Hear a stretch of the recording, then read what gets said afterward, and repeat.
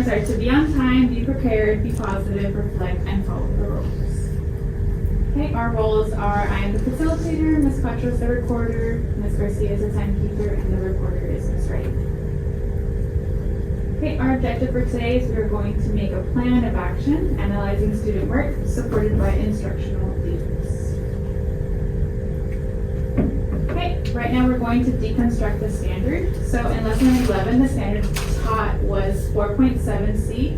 We were to use text evidence to support an appropriate response. We're going to complete the no-show chart at this moment. Identify the justification to match the point. So maybe understand that the justification must align to the response. So response justified by text evidence.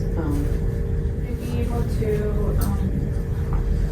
like how you said, we have to be able to show their thinking. So is that like in your own words? Like, It's almost like they've being able internalized to explain why is this evidence backing up my response. supporting my response. So I've internalized it, I understand, and now I'm giving you the reason why. And they can locate the evidence to support the response. So how they express themselves or express the connection in their own words. With the text, with support of the text. Yes, yeah. Okay, so now we're going to see and analyze the gap.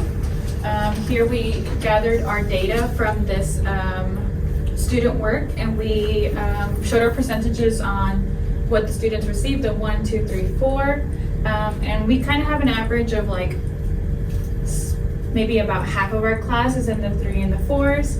I think, at least in my opinion for my class, like I still have some students that are kind of lingering in the 2s. Just because of punctuation. That's something that brings them down. But yeah, I think we're not that bad in the 1s. I think most of them are, up here. Okay, so today while we are going over 4.7c, we're going to be following the following questions. So what are the keys to an ideal answer? We're going to be answering that throughout our PLC. How does this align with the standard? How does this align with our unit assessment? And then is there anything else that we would like to add to our chart of the unpacked standard, the no-show that we just did? And then I gave everybody a teacher exemplar. This is not something we showed the students. This is something that we created for us to kind of have an idea of like, okay, what does that look like? What are we expecting our students to respond? Doesn't mean that they're supposed to respond exactly this. We provided students. Our objective was for them to answer, they were to make an inference from the lesson text to understand the scope of the Revolutionary War in time frame and physical area and the various nations involved. They were to answer the question, how might the war have ended if the French had not joined it?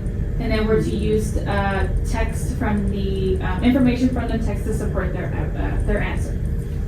So a 4 is where they included 2 examples of what an outcome, 2 different outcomes with text evidence on both. And they are to also be sure to include appropriate grammar and mechanics. If students wanted to earn a 3, they were to at least state 1 example of the war outcome with 1 text evidence, and include moderate use of grade appropriate grammar and mechanics. I'm going to review our student exemplars. Okay. Some look-fors as we are reviewing the student examples is how do the student exemplars compare to the teacher exemplar? Students have different paths/evidence to demonstrate mastery of the standard, and does the student exemplar offer something that the teacher exemplar does not? So maybe some different things. Okay, here's some of our examples that we have. We will read it on our own, and then we'll decide what we would rate it. Either a 3, and you guys have the rubric to be able to rate. It's either 1, 2, 3, or 4. So we'll start with the first one.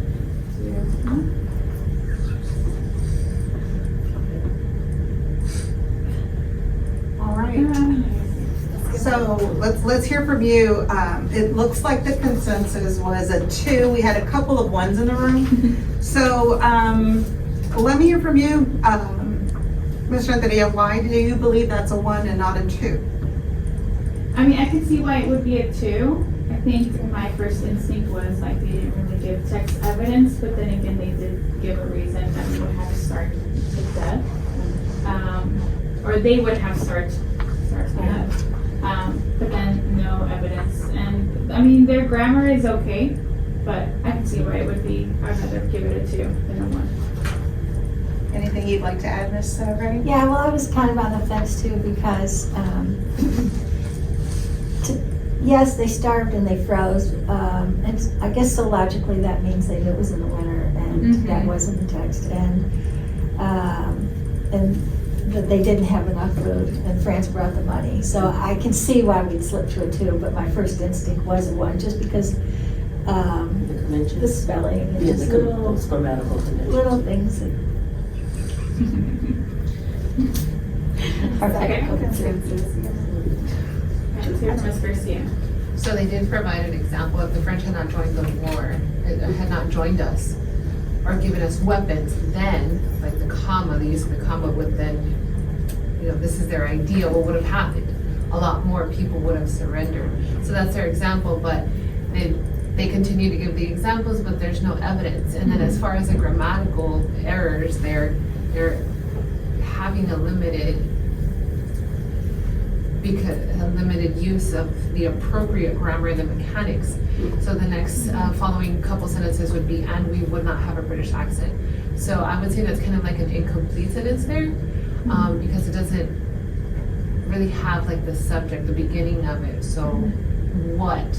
And then we would not have a British accent. So they're missing that beginning idea at the beginning of the sentence to provide that answer. So that's why I was a solid 2.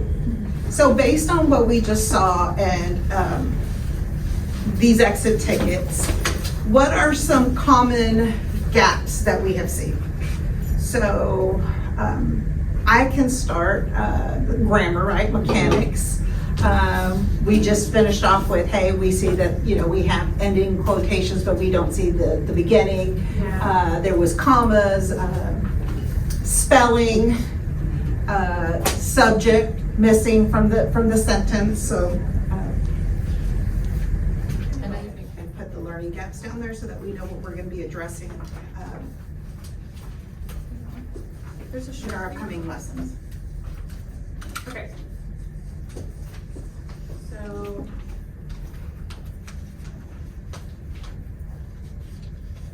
Thea, can you kind of paraphrase what you said? Yeah, so providing students with a limited evidence. So modeling for students, like using one paragraph, how to use evidence from that paragraph to support your answer. Using the self-monitoring checklist, I think by next PLC, that is November 15th. November 15th. November 15th, we should be at, I say 75% of our kids should be at a 3 at least. Do y'all agree? I agree. By November 15th, 75% of 4th grade students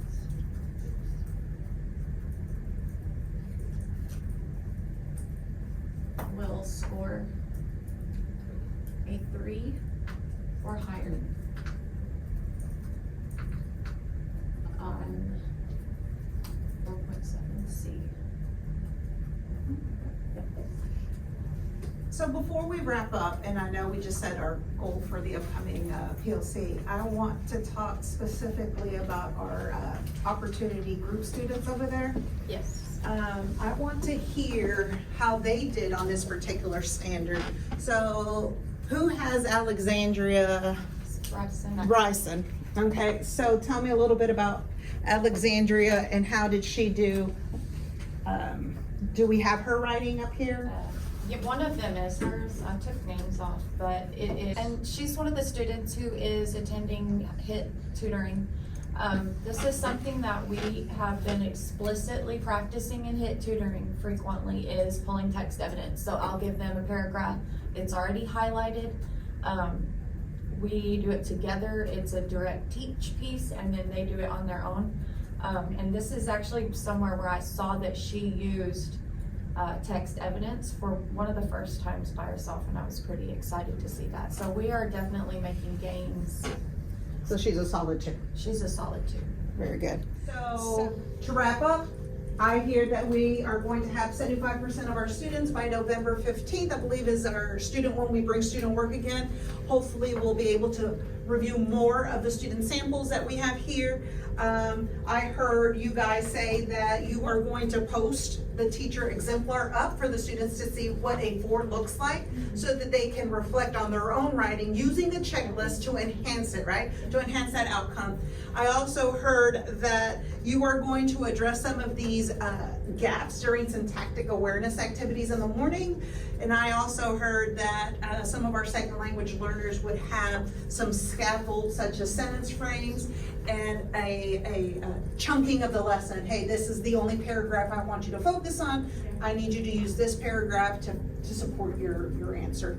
I also heard that some of our kids that are on our opportunity groups are making some progress and some gains through our tutoring, through our explicit teach. So be prepared to share more of the kids that are on that opportunity group. I want to be able to see, I want to start off with those before we start looking at other kids. All right, anything else for the group before you're dismissed? Great job, ladies. Thank you for collaborating with us.